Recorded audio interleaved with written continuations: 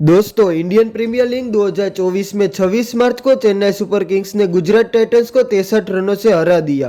Gujarat Titans के कप्तान शुभमन गिल ने टॉस जीतकर पहले गेंदबाजी करने का फैसला किया। पहले बल्लेबाजी करते हुए चेन्नई ने 206 रन बनाए। शिवम दुबे ने आक्रामक बल्लेबाजी करते हुए 23 गेंदों पर 91 रन बना लिए। उन्होंने मैच में 5 छक्के लगाए। वहीं यूपी के समीर रिजवी ने 6 गेंद पे 2 छक्के की मदद से 14 रन बनाए। उन्होंने यह 2 छक्के सबसे बेहतरीन स्पिनर राशिद खान की बॉलिंग में लगाए।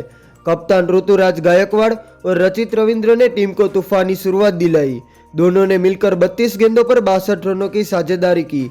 इसके जवाब में उतरी गुजरात टाइटंस सिर्फ 143 रन ही बना सकी। इसी जीत के साथ सीएसके पॉइंट टेबल पे 2 जीत के साथ टेबल पर टॉप पर पहुंच चुकी है। क्रिकेट की सभी खबरों के लिए चैनल को सब्सक्राइब करें। जय हिंद, जय भारत।